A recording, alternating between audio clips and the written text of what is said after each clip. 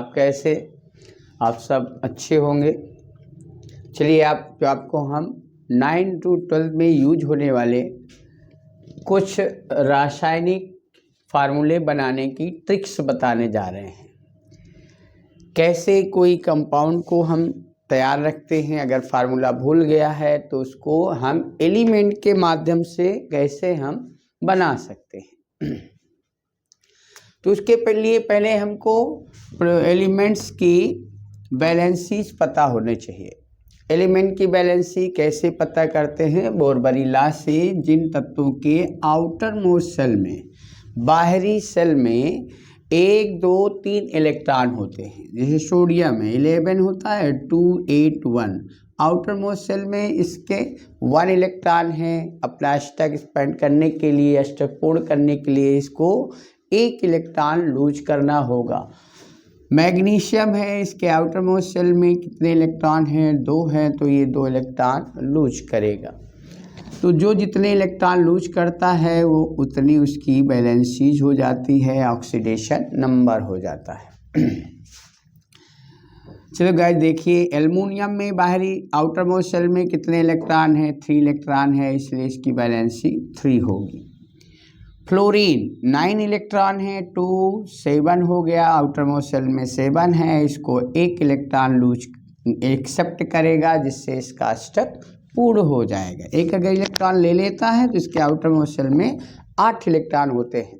किसी तत्व को अपना स्टक पूर्ण करने के लिए बाहरी सेल में 8 इलेक्ट्रॉन करना होता है। हाइड्रोजन एक ऐसा एलिमेंट है जिसको बाहरी सेल में कितने इलेक्ट्रॉन करने होते हैं? 2, क्योंकि पहली सेल में 2 इलेक्ट्रॉन, फिर दूसरी में 8, तीसरी में 18 और फिर 32। ये first shell, second shell, third shell और फोर्थ सेल, ऐसे इलेक्ट्रॉन 2n² क्या के बेस पर बोरबरी ने बताया था कि पहली सेल में 2 इलेक्ट्रॉन, n=1 रखेंगे तो 2 हो जाएगा, n=2 रखेंगे तो 8 हो जाएगा, n=3 रखेंगे तो 18 हो जाएगा, 4 रखेंगे तो 32 हो जाएंगे। तो यदि किसी एलिमेंट के बाहरी सेल में 1, 2, 3, 4 आता है तो उसकी वैलेंसी 1, 2, 3, 4 होगी। बाहरी सेल में कितने इलेक्ट्रॉन आए? 1, 2, 3, 4, तो उसकी वैलेंसी पॉजिटिव होगी। उसे धातु कहते हैं। जैसे सोडियम को देख लीजिए, इसके बाहरी सेल में 1 इलेक्ट्रॉन है, इलेक्ट्रॉन लूज करेगा तो इसके बाहरी सेल में 1 है, इसलिए इसकी ऑक्सीडेशन या संयोजकता पॉजिटिव ले लेंगे, +1। 2 आए तो +2, 3 आए तो +3, 4 आए तो +4। 4 की दोनों कंडीशन है, 4 वो एक्सेप्ट कर सकता है, 4 लूज कर सकता है, इसलिए 4 वाले की जो वैलेंसी है वो कहीं किसी कंपाउंड के साथ प्लस में होगी, कभी माइनस में होगी। +4 और -4 दोनों हो सकती है। जैसे कार्बन एटम है, इसमें पॉजिटिव भी हो सकता है, +4 और -4 भी हो सकता है। अभी कंपाउंड बनाएंगे तो उसमें आपको बताएंगे हम। जिन एलिमेंट के आउटर मोस्ट सेल में 5, 6, 7 इलेक्ट्रॉन है, वो इलेक्ट्रॉन एक्सेप्ट करके 8 करने के लिए जितने इलेक्ट्रॉन एक्सेप्ट करेगा उतनी निगेटिव वैलेंसी आ जाएगी, जितने इलेक्ट्रॉन एक्सेप्ट करेगा अष्टक को अपने पूरा करने के लिए। तो नाइट्रोजन में 7 इलेक्ट्रॉन होते हैं, टोटल एटॉमिक नंबर 7 है, तो 2, 5, इसको 3 इलेक्ट्रॉन चाहिए तो -3 हो जाएगा, अष्टक पूरा हो जाएगा। इसका 8 हो जाएंगे पूरे। किसी तत्व को अपना अष्टक पूर्ण करने के लिए 8 इलेक्ट्रॉन चाहिए तो इसे 3 लेना पड़ेगा। माइनस इसलिए आ रहा है क्योंकि इलेक्ट्रॉन ले रहा है, इलेक्ट्रॉन में नेगेटिव चार्ज होता है, इसलिए इससे माइनस चार्ज आ रहा है। ऑक्सीजन है, ऑक्सीजन एटॉमिक नंबर 8 होता है, 2, 6 होगा तो इसको 2 इलेक्ट्रॉन की ज़रूरत पड़ेगी, इसलिए -2 हो गया। फास्फोरस है, 15 होता है, 2, 8, 5, तो इसे 3 इलेक्ट्रॉन की ज़रूरत है, इसलिए -3 हो गया। तो इस तरह से हम किसी एलिमेंट की बैलेंसिंग को देख सकते हैं क्या होगी। अगर हमको बैलेंसिंग आ गई है, बैलेंसी उसकी निकाल लेते हैं, तो फिर हम किसी भी 2 एलिमेंट को लेकर उसका फार्मूला निकाल सकते हैं। चलिए फार्मूला बनाते हैं। जैसे हमने लिया सोडियम और क्लोरीन, इसका फार्मूला क्या होगा? तो सोडियम की बैलेंसी 1 होती है, सोडियम की वैलेंसी 1 हो गई और क्लोराइड Cl की वैलेंसी -1 हो गई।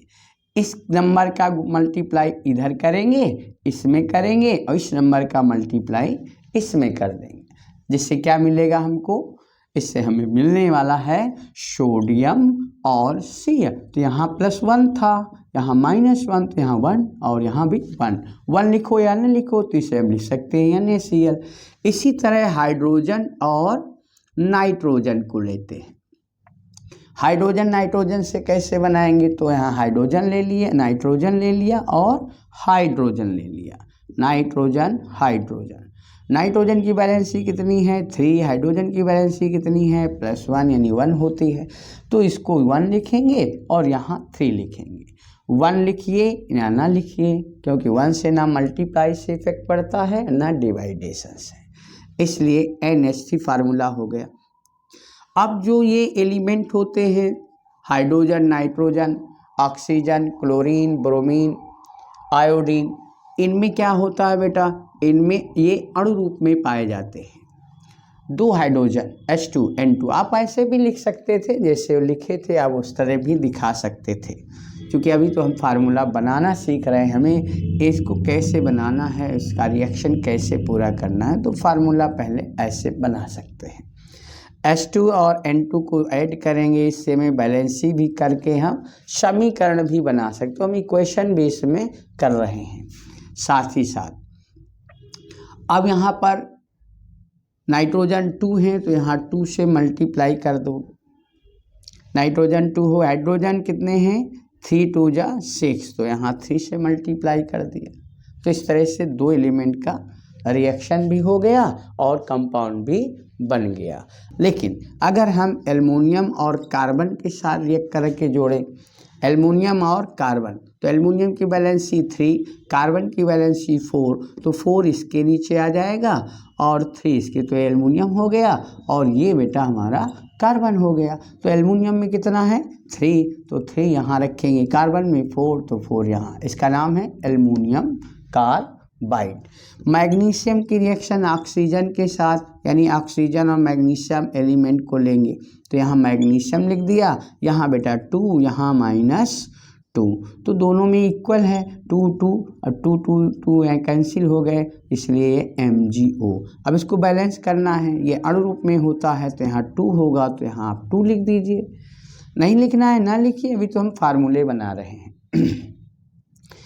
इसी तरह अगर हम दूसरा फास्फोरस की क्रिया हाइड्रोजन के साथ कराते हैं, अगर फास्फोरस हाइड्रोजन एलिमेंट को मिलाते हैं तो क्या बनेगा, तो फास्फोरस लिखा और हाइड्रोजन लिखे दे रहे हैं, फास्फोरस की -3 और ये +1, तो ये कितना है -3 और ये कितना है +1, तो ये वाली बैलेंसी इसके नीचे लिखोगे और इसकी बैलेंसी इसके नीचे लिखो, 1 लिखो या न लिखो, तो ये बन गया PH3, फास्फीन गैस बन गई।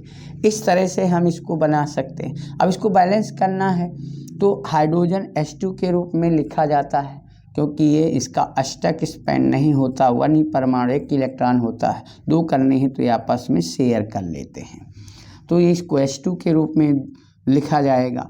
अब ये विषम संख्या में आ रहा है 3, तो यहाँ 2 कर दीजिए, तो ये 6 हो जाएगा, तो यहाँ 3 कर देंगे, तो ये बन गया PH3। अभी बैलेंसिंग में ये चीज़ और आगे क्लियर कराई जाएगी। फिर इसके बाद बेटा जैसे हम दूसरा और कंपाउंड लिखते हैं, जैसे हमने नाइट्रोजन ले लिया और हमने ऑक्सीजन ले लिया, ऑक्सीजन और हाइड्रोजन को मिलाएं तो नाइट्रोजन और ऑक्सीजन, तो ऑक्सीजन और नाइट्रोजन में नाइट्रोजन 3 ऑक्सीजन 2 होता है, तो ये 3 और ये 2। अब नंबर याद करिए, चार्ज से कोई मतलब नहीं, 3 और 2 इसके नीचे होगा, 3 इसके नीचे हो जाएगा, तो इस तरह से ये बन गया। अब इसको बैलेंस, तो ये विषम संख्या में है 2 कर दीजिए, जब भी विषम संख्या में नंबर आवे तो उसको सम संख्या में चेंज कर लेना होता है, तो 3 दूनी 6, 3 2 जा 6 हो गया, तो यहाँ पर 6 है तो यहाँ 3 करना पड़ेगा, ये 4 है तो यहाँ 2 करना पड़ेगा।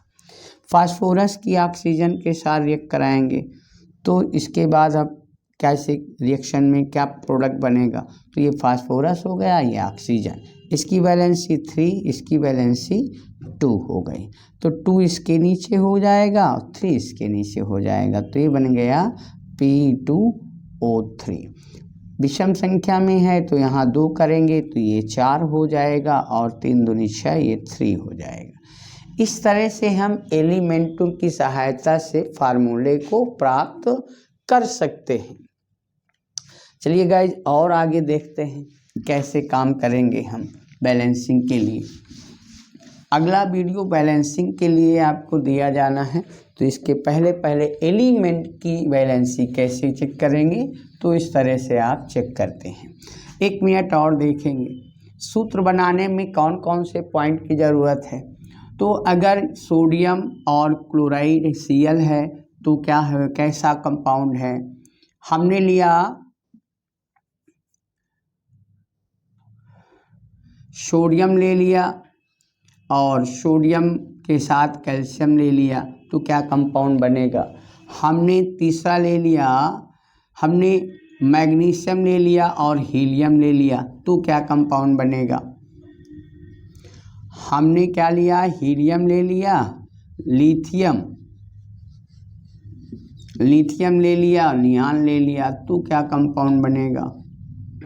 हमने हाइड्रोजन ले लिया, नाइट्रोजन ले लिया तो क्या कंपाउंड बनेगा।